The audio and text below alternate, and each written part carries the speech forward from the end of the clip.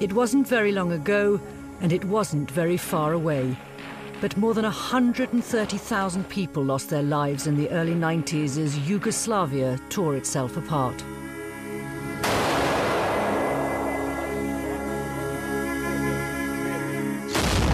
In the Bosnian capital, Sarajevo, snipers made crossing a street a matter of life or death.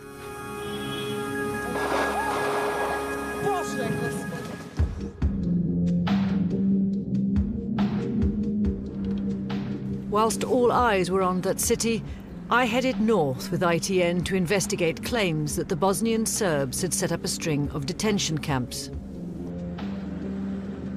The Bosnian Serbs don't call a massacre a concentration camp. Come in, they challenged ITN, and see it for yourselves. We found entire communities of Muslims and Croats had been cleared off their land and imprisoned. It was the first proof of the horror of ethnic cleansing. We saw evidence of beatings and starvation and heard whispers of murder and rape. The British news organization, ITN, had managed to get 2 reporters into camps in northern Bosnia. The reports we filed shocked the world. The pictures of the prisoners rounded up by the Serbian forces and being held in these detention camps are stark evidence of the need to deal with this problem effectively. One image taken from our footage became part of history. When we first saw this young man in one of the camps, he was starving. He says several of his ribs, his jaw and nose were broken, his teeth shattered. His name was Fikret Alić. He's now in his 40s and a big bear of a man. A father of 3, he's physically recovered but mentally scarred. Very stark for me. Difficult. Yeah, difficult for me. This is not nice. Now all those wanted for the crimes committed in the camps have been caught, we've returned to the place where we first met. I was only here for a very short time. Yeah, yeah. And the soldiers were moving me, making me, trying to get me to the other side. Yes, I know. Because they didn't like me filming here. Yeah. When I first saw Fikret, he was one of about 500 men who'd just been brought to the Ternopilje camp from another detention centre. Some of these men, including Fikret's cousin, were later taken out of the camp on a convoy and shot. And these were your neighbours? Yes. Not no big more. Strangers? Why? Yours blood, my blood. You stay, you want, I want. Same. Yes. So, Muslim, Croats, the same. Why shooting? Why? Because here, so much place. Very big place. Every day, yours home, my home, no problem. Enough room for everyone. Yeah, everyone. I thinking why. Every night I'm sleeping or thinking why. 4 years, neighbor to neighbor, shooting. I'm not understand this. Fikret and many of the prisoners driven from their homes had come from a small town called Kozarac. When I arrived here in 1992, I was driven along this road and all of these houses had been destroyed.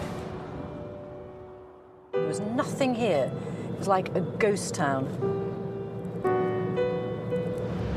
And I can remember seeing a little row of shoes on one of the doorsteps and thinking to myself, something really dreadful must have happened here.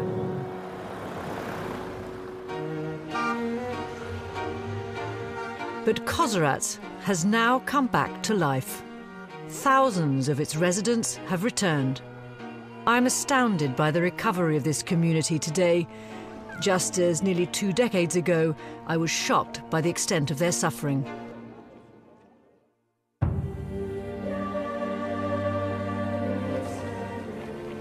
But Kozarac is still burying its dead. Bones dug up from recently discovered mass graves.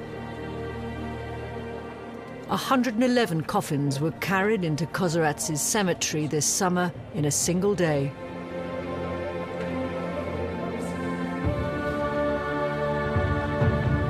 It's against this tragic backdrop that those who've returned here now must try to move on.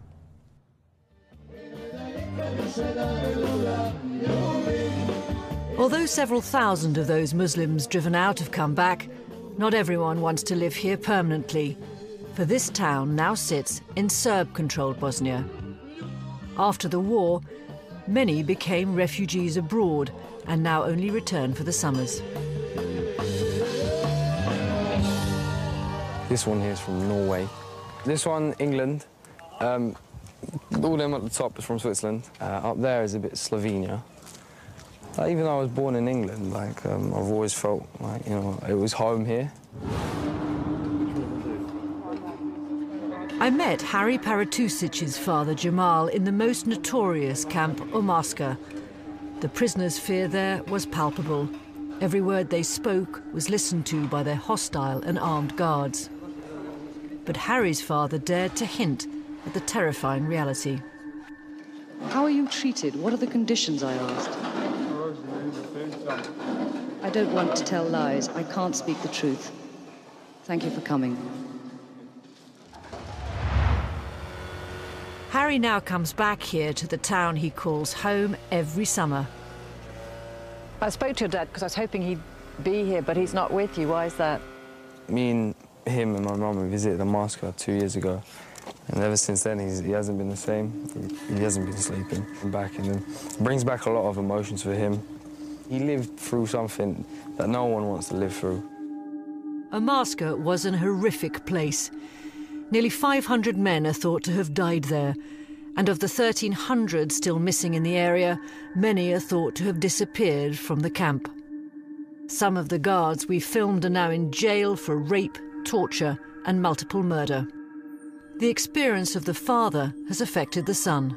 Are you friends with Serbs now here? Most of my friends here are Muslim, and then when you go back to England, there's, you know, but they're not. Not mixing up, I separate them from, you know, Serbians, and then, you know. Can't hate a whole race, can you? You can't hate a whole race, but if you've lived through something as severe as that or as bad as that, it's questionable. Some people are managing to form friendships across the divide. I found Serbs and Muslims playing football together. But talk of the war is raw, and they never discuss detail. So you two are friends? Yes, definitely. Yes. And I believe one of you is a Serb and one is a Muslim. I can't tell the difference. Yep, I'm a Serb and he is a Muslim. Okay. So do you ever talk about the war? Yes. Yes, sometimes. Is it difficult? Definitely, as he was the one in a camp, so worse off than I was. Do you talk about who was worse, whose fault it was? No, we don't politicise at all. Mladic, hero or villain? Why are you asking us that question? Please, we're a sports club and we do not want to talk about that. The situation is so complicated. Us two have accomplished this in 3 years, and one condition was not to bring politics onto the field, and that's how we have achieved this. But it's hard to keep politics out of everyday life when what the wartime politicians say in the dock still divides opinion. Bosnian Serb leaders Radovan Karadzic and Ratko Mladic currently face charges of genocide at The Hague. Karadzic denies that civilians were rounded up and murdered in the camps. He didn't like what we discovered. He says we lied. I wonder how Miss Penny Marshall sleeps after all the harm she inflicted on us. Both men are defiant in their denials. Under count 1, Mr. Mladic, you are charged with genocide, punishable under Article 4, 3A of the Statute. No, I'm not going to listen to this. I'm not going to listen to this at all. Back in the hills above Kozarac, it all filters down. I found Bosnian Serbs openly holding those being tried in The Hague in high regard. He's a soldier and he defends the Serbian people. Good man. Good. Alić? Good. First class. Jel Srbe buni što da nije bilo Mladića? Srba bi nestalo. If there was no Mladić. Ne bi. So not a criminal. Kakav kriminalac? Koga je ubio? What kind of criminal? Who did he kill? This man dismissed events altogether. In Moscow, just down the road. Just a... They were all... Nobody was hurt, really, you think? Ugrožen, ubijen tu. U tom logoru niko ubijen nije. Nobody was killed. The Hague, then, hasn't stopped the competing histories. It's not fair to say that this extreme denial is typical, but the fact that I found someone saying anything like it alarmed me. If Kozarac is to have a safe future, there must first be agreement about the past. What am I seeing here, Saka? This is an extraordinary place. It's monument for people who were killed in 1992. And the denial upsets this former prisoner, Satko Mladić, who believes there must be recognition before there can be reconciliation. Children you're seeing in these streets, having fun, not knowing of anything we are speaking tonight, who live in Kozarac, live in Bosnia, come back to Bosnia. Well, there's a hatred against them because of who they are. Because Serbs did not cope with their past. Maybe Bosniaks also. I mean, there were Bosniak war crimes too, but not on that scale. Satko's grandmother is still missing. He's determined to find out what happened to her. Too old to run, he had to leave her behind when the shelling of the town started. She was great. She was such a beautiful, great woman. Well, I hope you find her. I hope so too.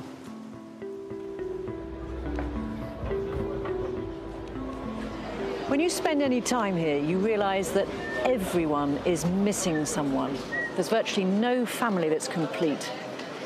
Everyone was touched by this war. And in the cafes, they talk endlessly about the past and about those who didn't make it, to share with them in the present. His two brothers were killed. He lost his brother. He disappeared. And then he lost one brother. School photos are not supposed to be tragic. Years on, they're often the cause of much laughter, but not for Kemal Pavanic. His younger brother and his father were killed. He was a camp guard. This may look just like a photograph to you, but this photograph actually illustrates the community that existed before the war. You know, where people share their classrooms, people work together, people were marrying each other. Kemal and his brother Qasim were imprisoned for months in the Omarska camp. Kemal now lives in London, but often comes back to Bosnia. Some of the neighbours who imprisoned the brothers might have been jailed, but others who did nothing to stop it still live close by. The local postman, for example, worked in Omarska. He now delivers mail to his former prisoners. Pa meni je žao za svakoga ko je nekoga ošamario, kamoli nešto napravio. Jer ja znam da su to ljudi koji... I feel sorry for anyone who even received a slap, let alone a beating, as I know they didn't do anything wrong. I tried to help anyone I could, and I brought food as many times as I could. It looks like a functioning society, and there's no longer any fighting, but in the area tensions remain. Is there a lot of hate? Do people walk past each other full of hatred and spit at each other, or do they ignore each other? Is there a wall of silence? What's the atmosphere like? Well, people... Oh, here's this guy. He was a camp guard. We just passed the local butcher. But how does that make you feel now, seeing him? It's funny to say, it almost feels normal. You know, this is part of normality around here. This is our reality. But the people whose post is delivered by a former guard, who have to buy meat from a former guard, who go to the market and have to shake hands with a former guard, how can they deal with it? Some people can, others can't.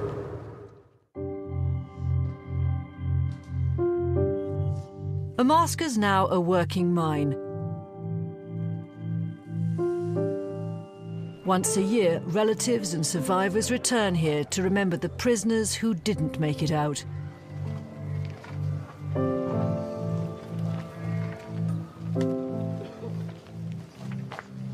They visit places like the White House, where prisoners were tortured and very few survived.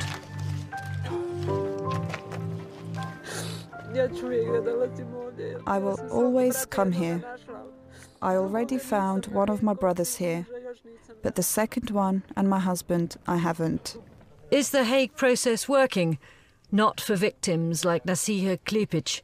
She tells me justice isn't enough. But she doesn't want another war. To be honest, I would like another war. They were killed just because they were Muslims.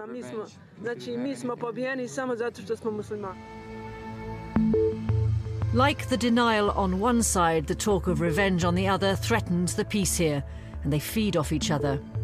How then to protect the next generation from growing up to finish the war their parents started? Children in this area increasingly go to separate schools, and outside the towns rarely mix. Reconciliation projects are in very short supply. Kamal runs workshops in the summer. What he and his volunteers are doing with the children from all sides is unique. This isn't a typical activity for the children here. What are you trying to achieve with this workshop? In my opinion, these children are the greatest victims of the war, yet they have nothing to do with it. They are being taught wrong things at home and very often in schools. I think if the current political situation continues for the next, let's say, 10 years, these children may end up fighting each other in another war. And this extraordinary meeting is evidence that the divide can start to be bridged with effort. Milojca Beric was one of Kamal's jailers and one of the men I filmed guarding the prisoners.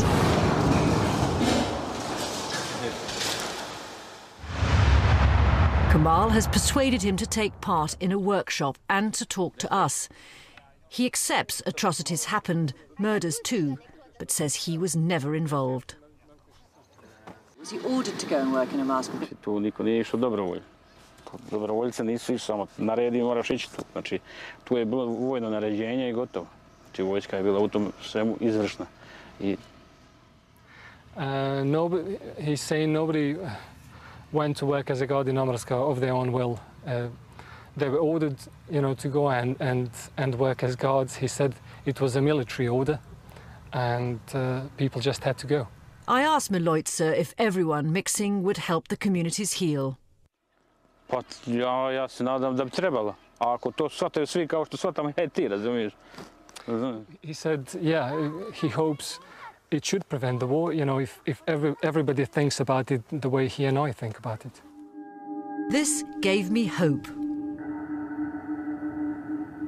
But more than 2,000 people lost their lives in this area, and so many are still missing.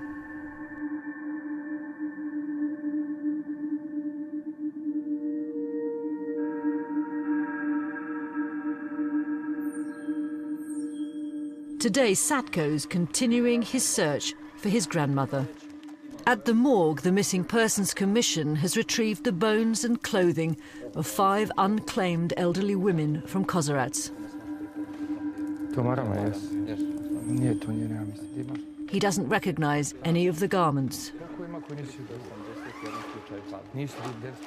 It makes you realize that these all bones were people once, were someone's fathers and sons and grandmothers or children. There's a few of Serbs who understand what happened, who would recognize what happened, but the politicians, the media, history books, etc., are just putting it away. It's kind of never happened. And I mean, you can put a lot of things away, but you can't put away these bones. So there is a lot of work to do. The ghosts of Bosnia's war haunt this village, and in some ways they make the conflict seem unresolved. Whilst I've been here, yes, I have seen some signs of reconciliation, but I've also heard whispers of revenge. And perhaps most deafening has been the silence of what's not being discussed. It seems to me that the only thing all sides can agree on is that there was a terrible war and that everybody lost. In predominantly Serb villages, they too have much to remember. In other areas, Serbs suffered at the hands of their Muslim and Croat neighbours. The cycle of violence here goes back more than a century.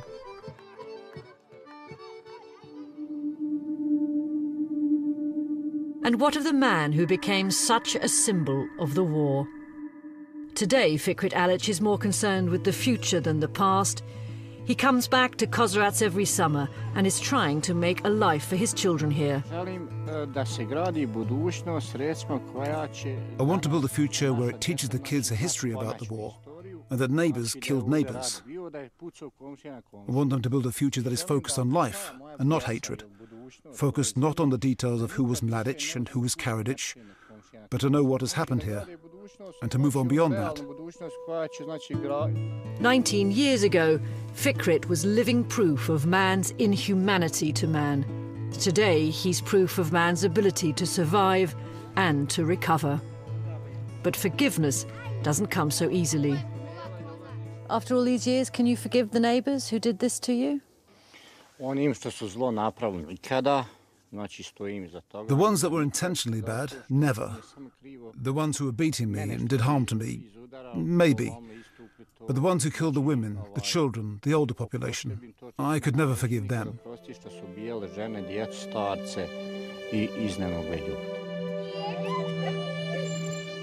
I returned to Bosnia to look for some sort of happy ending.